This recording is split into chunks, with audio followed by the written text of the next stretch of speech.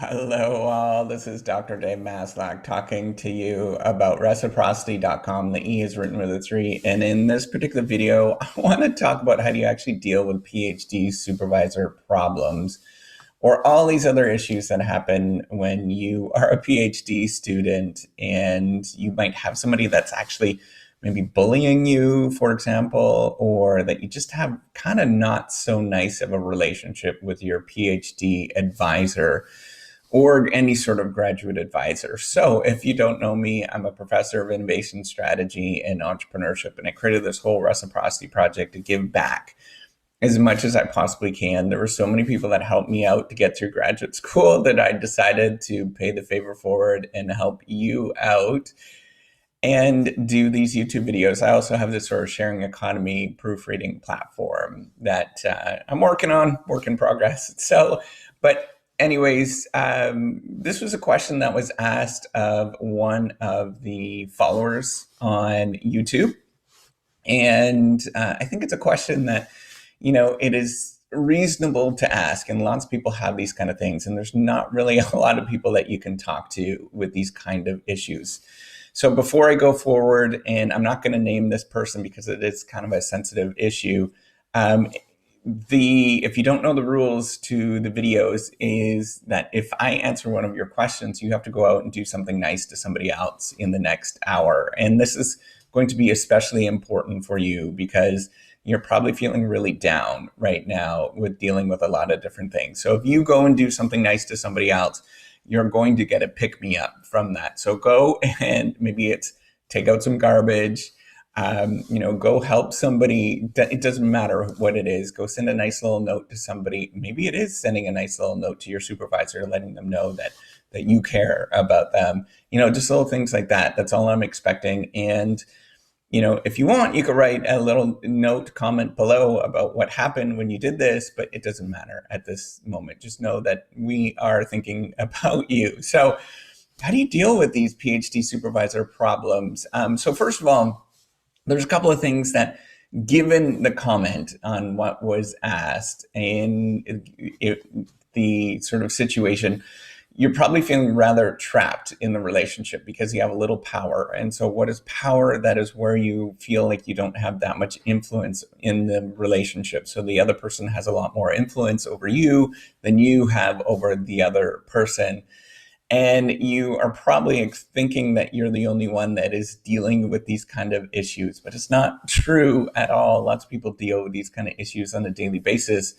And it doesn't matter whether they're in a university relationship or they are in a working relationship. There are a lot of bad bosses out there.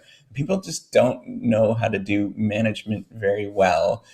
And, it's just kind of one of those things that is part of the working world. And first of all, you have a lot of power in the relationship. So just to sort of clarify, you are doing all of the work or you're doing a bulk of the work, and they are going to maybe take some sort of credit from that. And so you do have a lot of power in that relationship because you control that knowledge production. You have to really realize that and be confident that you have a lot of power and you have a lot of say. And the other thing is, you do have a say if things have gone really sour, because there is a chain of command in the university system. That's why universities have a chain of command. And what do I mean by that? So you can report these problems to different people at various levels within the organization, within the university. And if there's nobody that's listening at the lower levels, so if you talk to somebody that's local to you, you can go up and you can even talk to the president of the university if it's that bad and you sort of recognize that it is a serious issue. You have to go talk about this kind of stuff to somebody when it does happen to you. And before we get to that stage, though, I want to talk about what's actually going on. I want you to watch this whole video before you actually go and dig deep into maybe some of these. If you go, I'm not saying to go talk to the president right away. I want you to sort of go through a couple of stages and think about this, first of all. So first of all, what is going on? What is causing this kind of mismatch in the relationship? And a lot of it has to do with sort of ambiguities that happen in a relationship, and you want to deal with that kind of stuff, and that there is unclear boundaries, and especially when you're doing research, there's a lot of unclear boundaries in, whose knowledge is whose. There's all sorts of intellectual property issues that happen. It's not necessarily all that clear. But you also have to think about coming from their perspective as the PhD supervisor. They have a lot of stress in their life, and they're dealing with a lot of things. And it could be sort of stress in their family life that they have. Maybe they have a really, if they're not married, they, are stressed out that they want to be with somebody, or they're working all the time. And if they are married, maybe they have sort of relationships issues that are spilling over into the work life. They also have a lot of stress due to tenure, for example. Tenure constraints are really, really stressful, because what that means, if you don't get tenure, you have to move someplace else. And that causes a lot of stress on people, right? So a couple of the biggest things and the sort of biggest stress moments in your life is moving, or one of the top biggest stress moments in your life is moving. And so that causes a lot. On top of it, it means that if you don't get tenure, it means that you didn't sort of reach the bar of what they were expecting. So you feel like a failure during the process. And we all feel like failures all the time in this journey. The other thing, and this is related to it, is you get a lot of stress from social comparison. So you look around at other people that are like doing that you thought was at the same stage as you in their, maybe they're excelling compared to what you're doing. And you're like, oh, what is going on? So you get really stressed out from that as a PhD supervisor. And I've been at both sides, right? So I've supervised or advised people, and not too much. I'm still pretty young, but I've also been a PhD supervisor, or PhD student, sorry, and dealing with all of those kind of issues and feeling that. So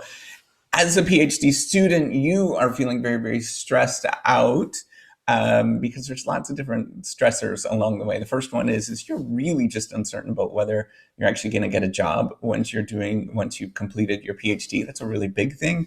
And a lot of people, unfortunately, there are a lot of people that actually don't, they don't get the job that they want or they were expecting, right? So you're promised, or you thought that you would become the next Einstein, for example, and you would get a job at Princeton. Well, it just doesn't happen that way, and it doesn't happen that quickly in terms of getting a job. Either the people that do get a job at Princeton right off their first job,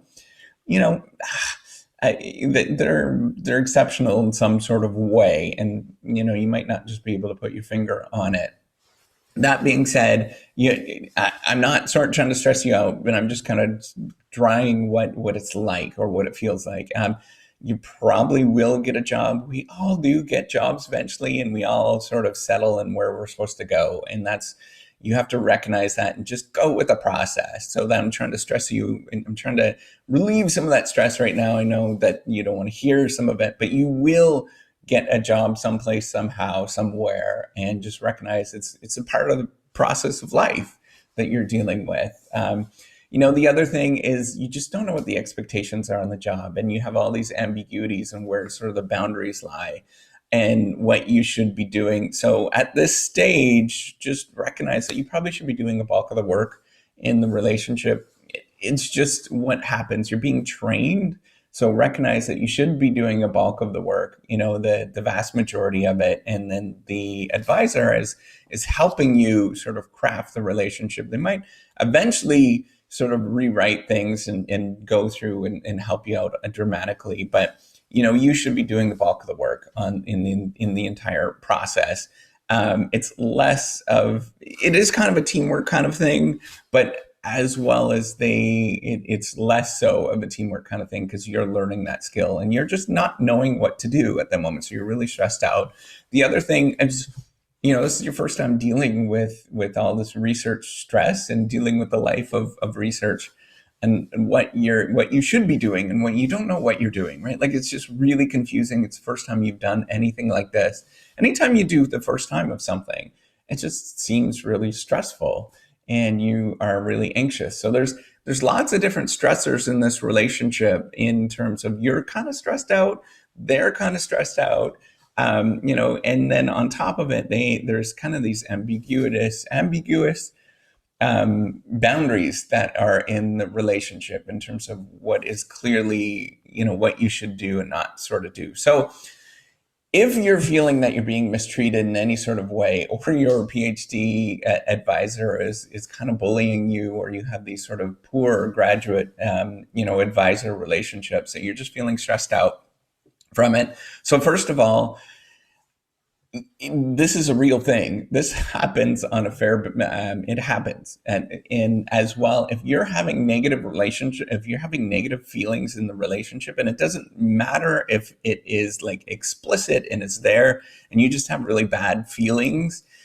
that's probably a sign that there's something going on. Every time in my life, I've gotten old enough now, and I've experienced enough sort of things in my life that whenever there is a moment that I just feel anxious or that there's something wrong, it is a signal to actually do something about it. So there is something that's going on. You have to sort of respond to what you have this kind of just not a good feeling. There is something that's going on. You should address it in some sort of way. And there's kind of different steps in how you might actually address this. So the first thing is that you probably should have a discussion with this person.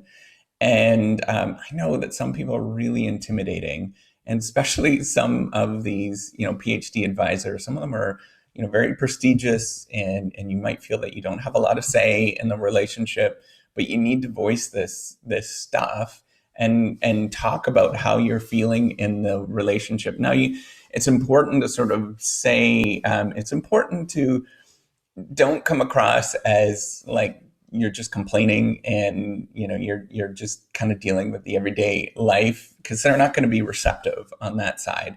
So you have to be very clear on what you are targeting in terms of the behavior that you'd like to change and sort of address with them. And you can always couch it and sort of say it is your particular issue with dealing with it. So maybe they have very tight deadlines, and you just have to say that, I'm dealing with these issues right now, and I recognize that there's these tight deadlines, and we're trying to get this stuff done, and I really would like to do it, but it's affecting my health, or something like that you're addressing. It's affecting my family relationship. And if they're not willing to respond to that and recognize that that is a real legitimate constraint, and that's something that's very real, and those are legitimate things to deal with as long as you're doing work, right? So the first thing is you should be addressing or thinking about, are you actually putting in the work? Often the stress in a relationship will go up if you're not sort of fulfilling your duties. And so you have to think about, am I actually doing the work that I should be doing? And if you are, and it's a legitimate amount of work that you're doing, and you're actually doing the things that you're supposed to be doing, but it's still not enough, then just know that the other person has issues, and you have to set up these boundaries on what's in the relationship, right? So you have to be very clear what these boundaries are. So maybe it is that, they're expecting you to write so much more, do so much more work. You have to address it, and you say, I just have these boundaries in my life. And when that happens, there, one or two things that's going to happen. They are going to say, this is a legitimate concern, and I, accept what you're saying, which is kind of like the civil thing to say. And then the other thing that they can possibly do is have a very negative relationship or negative sort of response. And it could be any sort of response. It could be anger. It could be they're shutting down, for example. They could get, frustrated. They could sort of disappear from the relationship. There could be anything that could happen, right? Any sort of negative thing that happens. But it's them, it's not you when you're addressing these particular issues, as long as you're doing the work, right? So you have to be very cognizant of what you're thinking and what you're doing. Are you actually withholding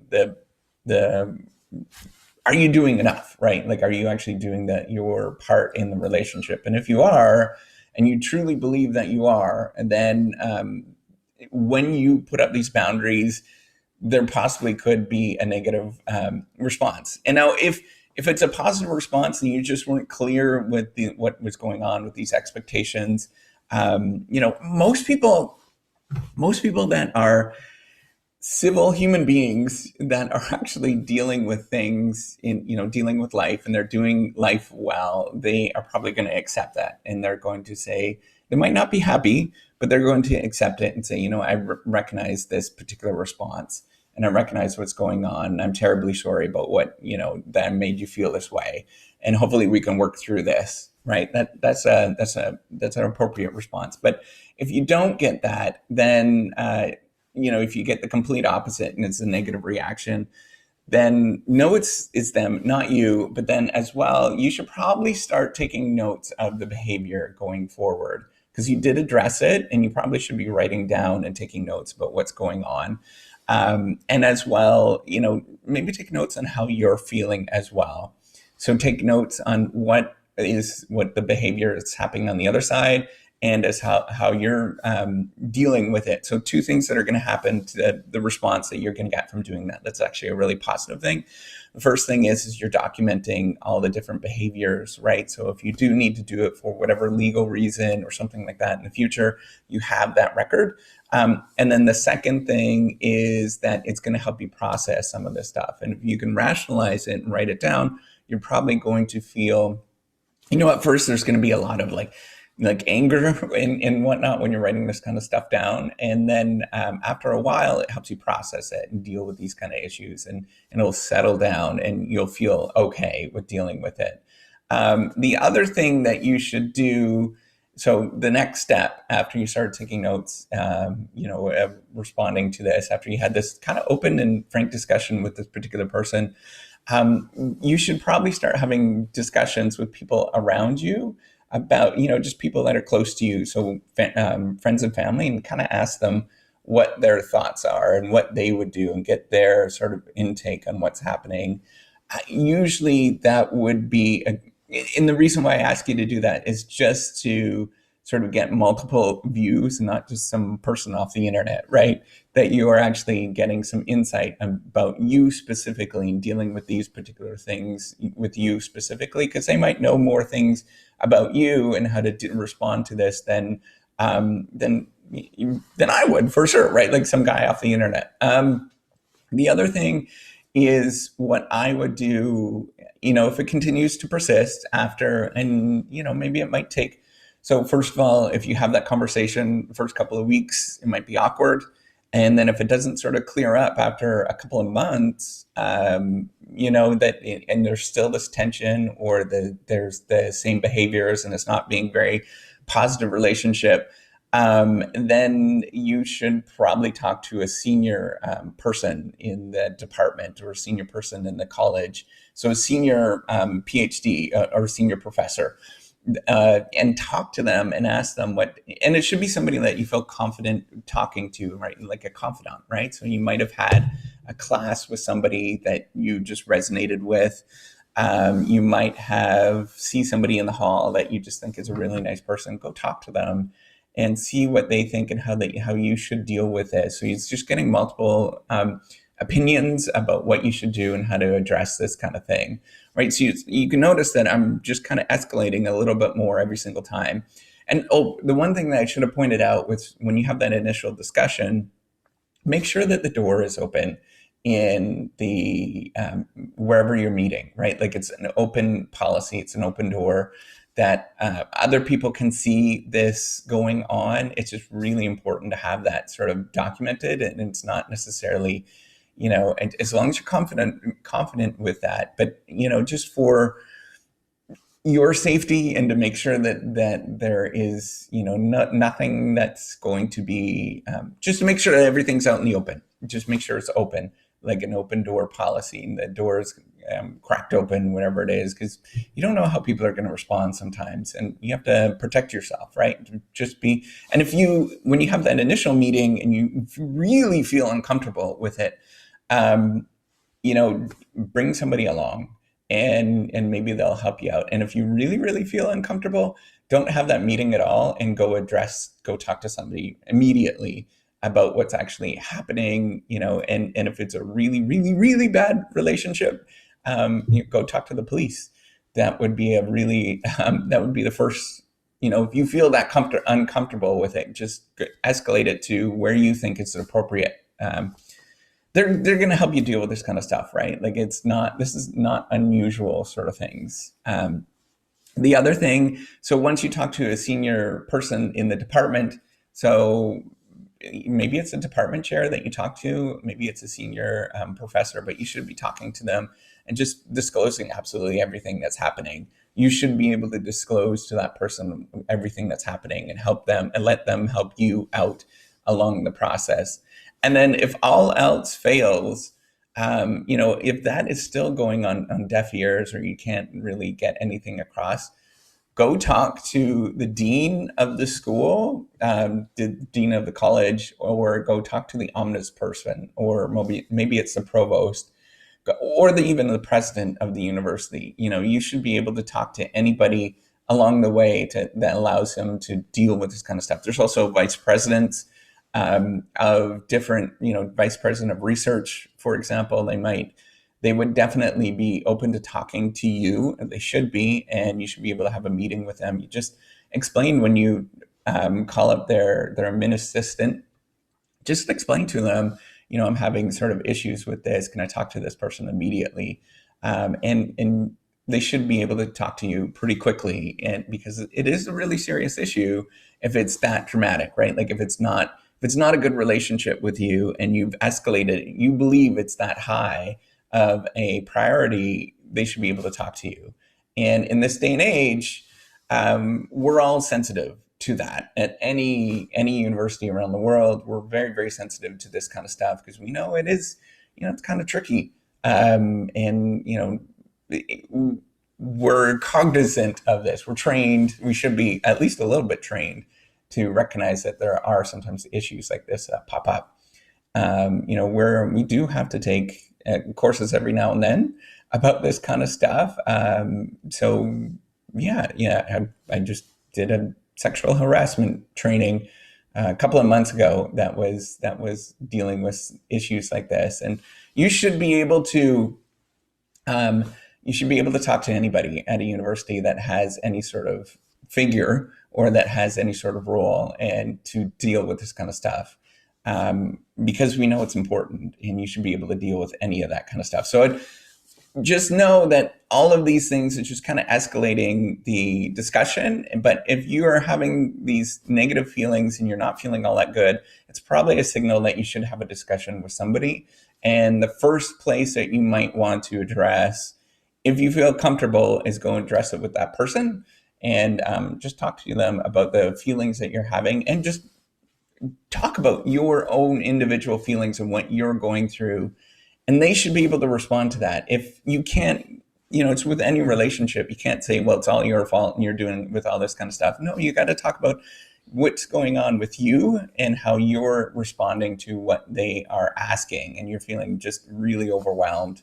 It does work, right? Like if you talk about how I feel and how I deal with things, it really, really does work with dealing with relationships. And it doesn't matter what relationship you're in and what you're doing, it does help with it. So hopefully this answers your question. And I know it's maybe, this is a sensitive issue for everybody that's watching it. And just know that you're not the only person that has to deal with this kind of stuff, and know that there are people that are willing to help you out.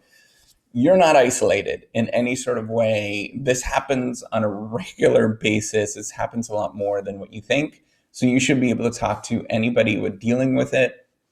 And people will respond and help you out in any sort of situation. You just have to voice your opinion. You have to be strong, voice your opinion, go out there and actually stand up for yourself, right? Like that's what I'm saying at this moment is stand up for yourself.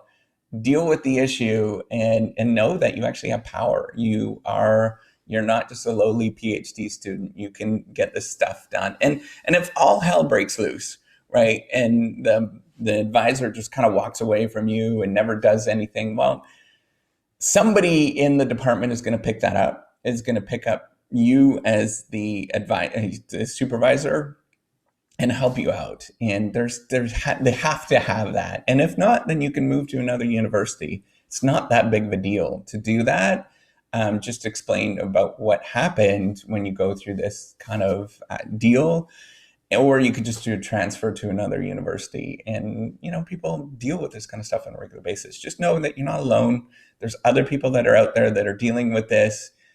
Not everybody is that is in a university role, even though that we would love for everybody to be kind and open and nice. Not everybody is. We recognize that.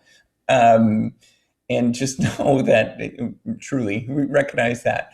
And just know that there's other people that are going to help you deal with these kind of situations. And you're not alone. We're there. We're feeling for you. And that's all I'm going to say at this moment. So if you like this video, give me a thumbs up, and do subscribe to the YouTube channel. And to the person that this is being addressed to, go out and do something nice to somebody else. And if you are feeling not so nice because of that advisor, send them a really nice note and say, I really appreciate what you're doing. Maybe they are feeling bad, right? It's usually a response when they are projecting these emotions and they're doing things that are not to your favor. It might be a response that they're feeling really bad about themselves. 9 times out of 10, it really is. There's something else going on behind the scenes with them, and they're not addressing those particular issues. So you can send them a little nice note and say, I really appreciate what you're doing. And, that's it. At the end of the day, that's all you really need to do. And yeah, we'll see what happens. All right. So hopefully this helped you. Take care and have a wonderful day. Bye.